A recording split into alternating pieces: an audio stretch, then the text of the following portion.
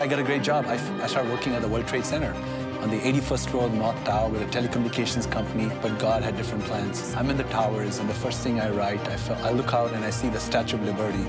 And I looked at that and I said, God, what am I doing with my life in this country? Chasing stuff, there's got to be something more than this. And I wrote an email to someone in my home church in New Jersey saying, Tom, something's happening to me. I know there's a call of God upon my life. I want to be used of God. Would you pray for me? Send that email at 8:05 a.m. from the towers, and 40 minutes after that email. Well, if you're enjoying Table Talk, be sure to like, comment, subscribe, and remember to click that notification bell to stay up to date on all of our latest posts. Content warning. This segment includes discussions of sensitive topics like abuse and adult material. Viewer discretion advised.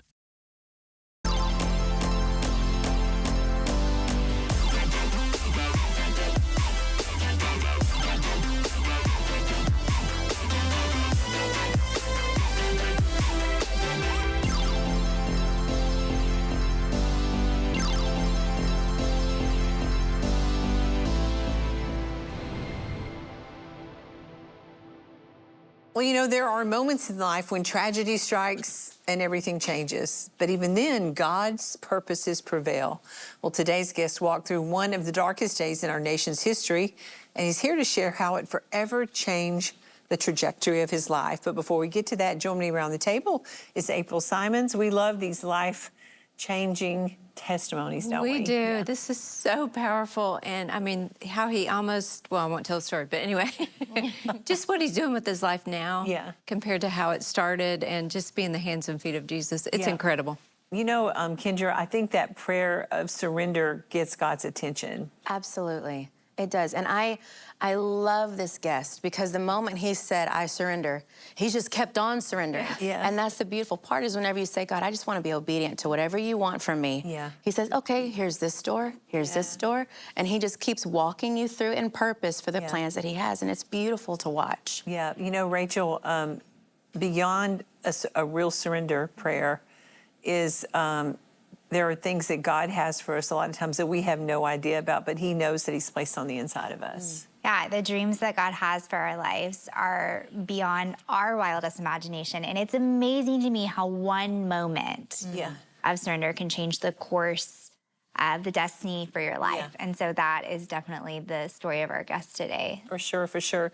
You know, Cindy, when we surrender, it doesn't mean that God's going to ask us to do something we don't want to do. I think we find our greatest fulfillment, our greatest joy in praying that prayer of surrender, giving our heart to God and saying, okay, God, what is it that you have planned for me? Because it's always so much better than our plan, right? Oh my goodness. And I think when they hear the guest today, realizing that God's purpose and plan, it will take some twists and turns that we might not expect, but what God does along the way is incredible for what it will do for us and for the kingdom. Yeah, we sit here every day amazed.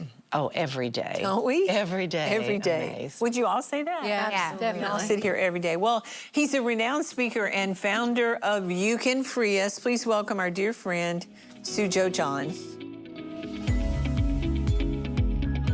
Hey. yo. Hello, welcome. Thank you. After all these years. It's so good to have you here. Thank you, Joni. At the table. Thank you. Are you ready to take on all the women today? Well, but it's all right. All right, well, from tragedy and the survival of 9/11 to freeing women and children from modern-day slavery, Sujo's story is one of incredible redemption, and he's here to share how God supernaturally rescued him and led him to rescue others. I like that. God supernaturally rescued you, knowing that he could trust you to rescue others in the future. That's a good word, trust. In fact, there's two rescues. Two rescues. One is our spiritual rescue Yeah. that God does for all of us. Yeah. And then a physical rescue. Right. So both are rescues. Yeah. And it's Okay, like- so born in India. yeah. Could you tell? Yes, we love Great we love suntan. your beautiful tan, by the way. So let's jump ahead just a little bit. Born in India and had an experience there and eventually made your way to America, which you say was like a life-changing experience for you. like the land of opportunity that some of us here take for granted. Right. Absolutely, Joni. I grew up in Calcutta, eastern part of India, and Calcutta way back used to be a very poor city where there's poverty all around you. And so growing up in that city, although my parents had good jobs and I never experienced poverty, but then you wake up and all you see is poor people around you, people on the streets. And even before I talk about how I met Jesus, I remember there's 3 memories of that city for me, which is so real. And when you put that, and compare it to what life is in America, it's so different. As a child, one of the most moving memories that I've had is one day on my way walking to school, I see a man on the street. He wasn't wearing a shirt and so emaciated, his ribs were all exposed, stomach all sunk in. And as an 8 or 9-year-old, I just knew the reason he's there and he's suffering because there's no food in his stomach. The second experience was the story that I heard, the church that I was part of, that you are very familiar with, the work that Mark and how the Buntains started in India. Mark came to Calcutta, a very needy city, and he started his ministry, and one night he was preaching, and a man in the audience stood up while he was preaching, and he said, "Preacher, first feed our hungry stomachs, and then tell us there is a Jesus." Yeah. And that was the start of what went on to be, even to this day, about 20,000 people are fed every single day. Wow. And the third experience was, as a 17-year-old, I was at Mother Teresa's home, and Mother Teresa was there, and then she shared something with me which has changed me forever, where her words was, "When you serve the poor, you serve Jesus." Yes. And so that's Calcutta and what I grew up seeing. And then I come to America in February of 2001, the most prosperous, wealthy nation in the world. I remember riding the subway trains in New York City thinking, wow, what a country. Even the homeless people wear Nike shoes. And so, yeah, it's very hard to relate to that for most Americans. Yeah. How wealthy and how blessed this nation is compared to many, many parts of the world. I think you came here with $50 and 2 suitcases. Yes, I came with $50, 2 suitcases. I had a credit card.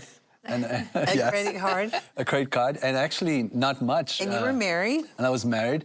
And so my wife is Indian, but she had left India when she was young and moved to America. We get married in India. And in February of 2001, I moved here. So almost, 24 years ago, with nothing more but a dream. The dream was, I want to carve out a life for myself in this country, and with God's blessing, perhaps this is that nation where dreams and dreamers collide. Right. And I came with that, and life takes off for me very quickly. Although there was a lot of fear, there was this hope that, when you put your life in God's hands, then your pedigree, your last name, your background means nothing. You got a great job here. Yeah, I got a great job. I started working at the World Trade Center on the 81st floor of the North Tower with a telecommunications company. The 81st floor of the World Trade Center. Wow. So you were living the life. In a way, yes, because everything was so new for me to America. I didn't know much. You were making money? I was making good money, and my dream was, Joni, to start a telecommunications company. I've always thought I was wired for business. So I was trying to learn this business to set up a data center. And that's where life, I thought, was taking me, but God had different plans. So the Sunday before 9/11, what happened? You had an experience where you felt like the Lord spoke to your heart. 2 very interesting things happened to me just before 9/11. One is the experience that you're talking about, Sunday morning in my home church, and it's a missionary speaking, and they take up an offering, and I wrote a check, and I felt good about it, and I hear the Lord speak to me as I'm dropping the check. You wrote a large check. Yes, whatever I could, whatever I had, because my thing was, maybe God's bringing me to America to raise money for missions.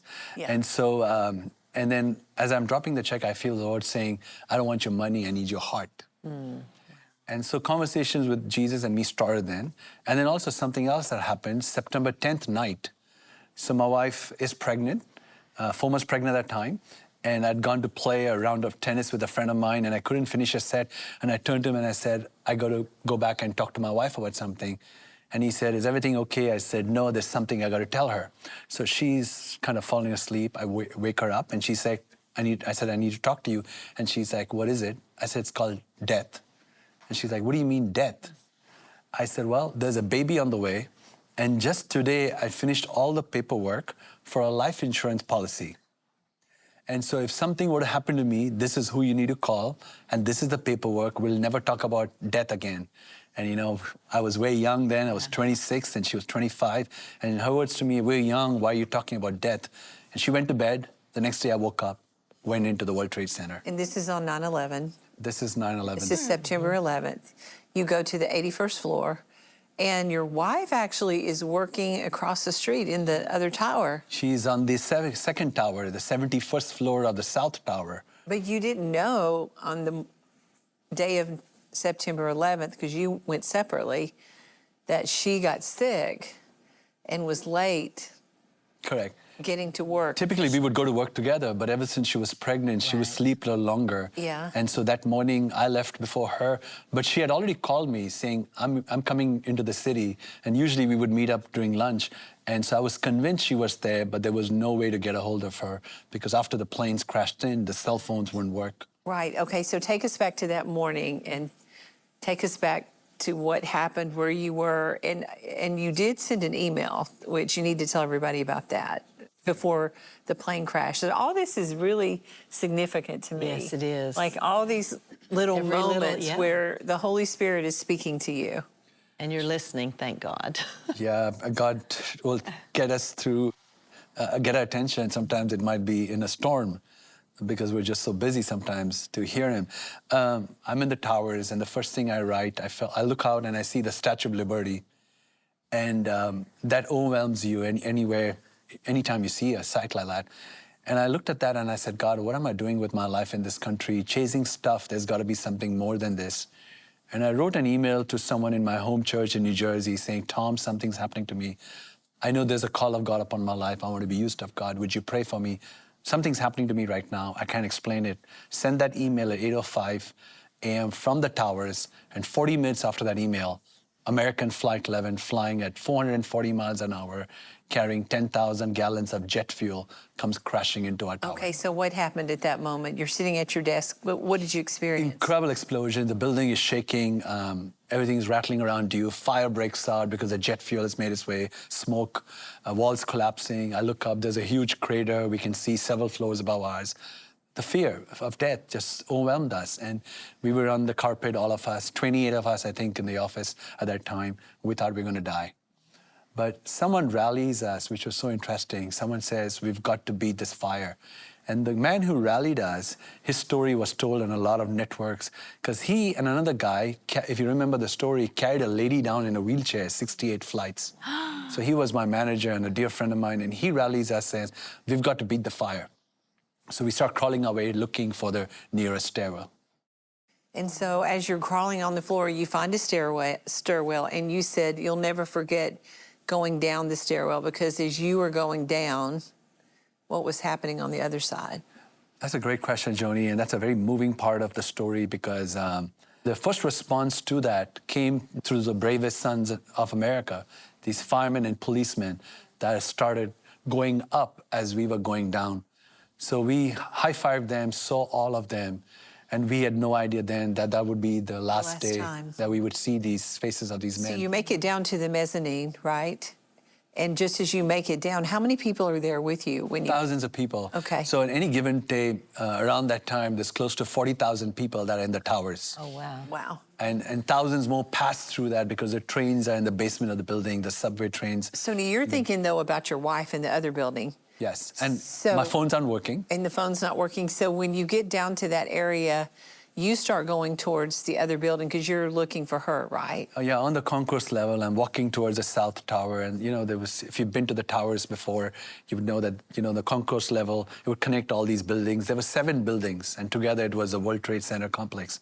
And so I'm walking towards the South Tower, thinking I might find my wife, where literally the ground I'm standing on is shaking. And what did you see? Did you see people lying around you? Yeah, I mean, when the building collapsed, in fact, before the building collapsed, we did see people on the concourse that were victims of possibly people who jumped out of the building, their bodies and body parts, or people in those planes, the first plane, and the fuselage lying there and burning. You know, it's almost like as we were running down, it felt like, you know, it felt like the Titanic almost, like something's happening, a building, a ship, whatever is getting destroyed. But this is real time. It's not a movie. It's happening around you. So then all of a sudden, the second building is hit with an airplane, right? The second plane was already hit, but the second building is now collapsing. Oh, it's now collapsing. It's now collapsing. Are you in a dangerous place? I'm literally 15, 20 feet away from the South Tower when it's going down. See, the second tower, or the South Tower, was the second building to get hit, but it turned out to be the first building to go down. Wow. Right. Because the plane had hit a lot lower. Right. And the building started collapsing, and then 15, 20 people with me. And the most human reaction was to just huddle together. I'm on top of men and women. There are men and women on top of me. And that's when I felt like I'd come close to death, and I felt like if I were to die, where will I go? And I had this peace that if I were to die, I would make it to heaven. And there's 15, 20 people with me. And I share this when I share my story. When you face death, and everyone watching, whether you know Jesus or not, you will face that moment. The Bible calls it an appointment every human being has to keep. I often tell people it's not like you're missing your doctor's appointment or being late to some place you need to go. No man is ever late to this appointment. It's called death, because there's an appointed time, the Bible says, for we will all have to die. And at that appointed time, when we face death, it doesn't matter the stuff you've chased and what you have. It's true. All that matters is, are you at peace within yourself, and are you at peace with your Creator? Wow. So take us back to that moment where you realized you could die. There's 12 or 15 people around you. All of a sudden, there was a holy boldness that God gave you and courage to do something. What was that? I felt God saying, where are these people going without me? I started crying out Jesus, and I asked those people to call upon the name of the Lord, because the Bible very clearly says there's only one name under all of heaven and earth by which we can be saved. And I started calling on that name and asked those people, and nobody tried to argue with me. Nobody debated with me. What did they do? They all started calling upon the name of Jesus. And what did they say? They said, Jesus, save us, rescue us. And we prayed for a few minutes. The deafening noise of the building going down. I'm buried in debris and covered with soot and ash. And thinking, I'm going to die because we couldn't breathe. And just in that moment, someone pulls my hand and he pulls me close to him. This was an FBI agent. And he says, we're not going to make it. We were choking, struggling to breathe. And we both told each other, we're going to die. We held our hands together and asked him, do you know Jesus? He said he did. And just when we thought we had no way out, everything is dark, cloud of soot and ash, everything is white, I see a red light penetrating through the darkness. And it just represents the grace of God, the sovereignty of God. And even those that are listening, you know, going through stories. I'm talking about a building that collapsed, but everyone's faced some collapse, right, in our life. Right, something's collapsed in everyone's life. And just when you think it's over, if you will trust God, there is a light that He always spares. And what's so amazing about this light, which is the light of Jesus, that no matter how dark or hopeless it can be, the light always shows a way. Wow, isn't that such an amazing story? Now, I want to move on to jokes. We don't have a lot of time, and we've got to get to what God called you to do. So here you are in New York, and now God calls you back to India to do what? So what happened is, right after 9/11, a lot of media across America started airing our story. I wrote an email on September 12th. It went viral. They say that's the most viral thing that went out of the United States. People all the world got our email. And people started calling me to share their stories. So I started taking my story and speaking across this country, around the world. But then in the middle of all of that, which was, I believe in 2010, I was going through a crisis in my own life where I felt like what really matters, God, is how do you make the gospel seen? Now, proclamation is important, but sometimes we just get caught up in doing church that we forget people outside the church. Yeah. And I began to understand what incarnational living was all about, how the Word became flesh and dwelt among man. And it was important for as Christ followers to go to people in need. And that was the birth and genesis of You Can Free Us, which goes now looking for women, children who are forced into sex trafficking, or children who are forced into forced child labor. And there's millions of them. There's actually 50 million of them. You Can Free Us. In fact, Rachel and Kendra and myself and Cindy, how about they're all at the table today? April, you didn't go with us. Next time, April. But that was kind of the beginning of You Can Free Us. This is right at the beginning. And Joni, you were so gracious. You came and you served those women and you blessed so many people in the slums. And we'll never forget, girls, what we saw. We went to the red light district. But now God is using Sujo. Because people are sold into slavery every day, but God can rescue them from anywhere. So here's one of the many, many stories, is Mona's story, as she finds triumph from her past with You Can Free Us. I used to stay in Rajasthan with my mom and dad. I had 3 sisters and 4 brothers, but we didn't have anything, not even proper clothes. We used to wear torn clothes. My mother thought since we didn't have anything, they should sell their daughter. So she sold me. As I grew older, they forced me into the sex trade. One day my stepmother, who I called mother, told me, "Do your makeup fast." I didn't even know what makeup was. So they got me ready with makeup. After that, they took me into a boy's room. I was very small compared to the boy. Later on, he did such bad things to me that I slapped him and told him, "I don't like this and I won't do it with you." He said, "Do you think I gave this money as a donation?" Then he raped me. They pushed me deeper into the red light district. After that, all kinds of men used to come to me. Men with HIV, TB, old men, rich men, policemen. Everyone used to come. Everyone who came used me. And one day the police raided the place. That time I got my freedom. The police broke the lock and freed me.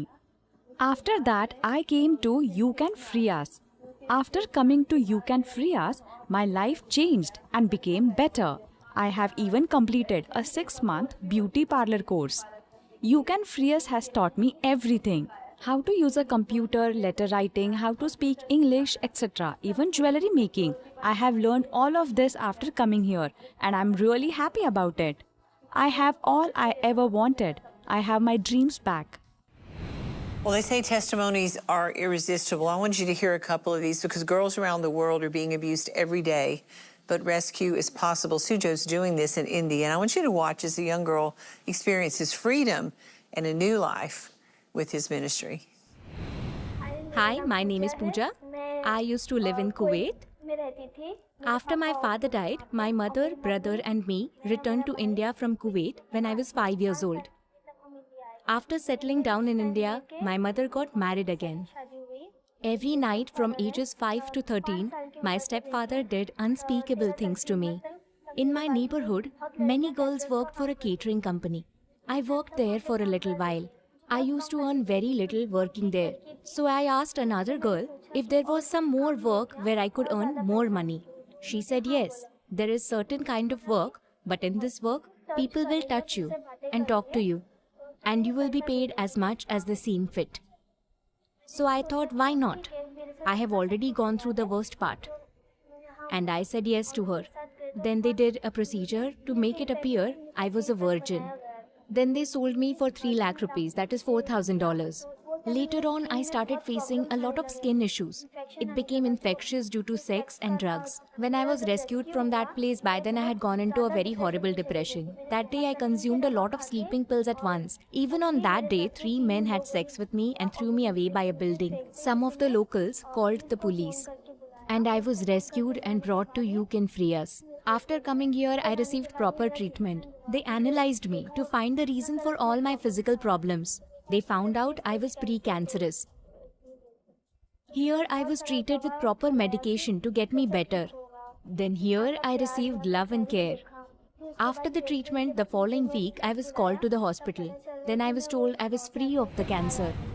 Well, we're almost out of time, Sujo. How many centers do you have there right now in India? Where are they where you've actually rescued women with? We are in Mumbai and Calcutta. So in total, we have about 5 centers where the rescues of women and children are going on every single day. So tell us about the children that you're rescuing. So when COVID happened, the numbers of modern slavery just skyrocketed because people became more vulnerable and they started selling their children because of poverty. And so we started noticing that there's all these kids that are being sold, and there's 50 million people, by the way, in slavery right now.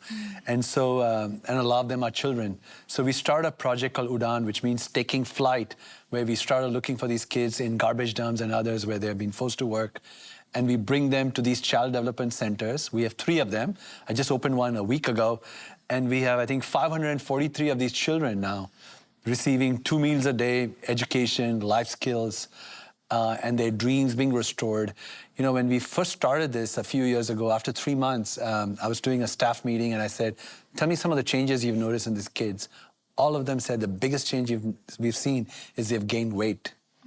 Because that's the 2 meals are the only 2 meals that they get. So I want to say, Joni, you've been so generous and supported us over the years. And so we're able to do this because of generosity. People like you, and also Kendra, your church, have had a part in what we do. So I just want to say thank you. Well, we appreciate what you're doing, and those of you that are watching, you know, if you feel compelled to help Sujo, I know that it would be a great blessing to him. What I love about the women is that you teach them a skill. You don't just rescue. You teach a skill, and then you prepare them so that they can live a normal life with a job skill. And some of them have gone on to work in hospitals, and you said YWAM. I mean, some have actually come to be on staff to help you, and that's been a great blessing as well. Several of them are on our staff. The reason being is amazing because they've been through this journey. So when a new girl comes in, she doesn't trust us because everybody's lied to her. So this is too good to be true. You bring us to a clean place. You take care of all our needs. And so these girls who've rescued on our staff, they tell them that look at us, look at our journey, where we are.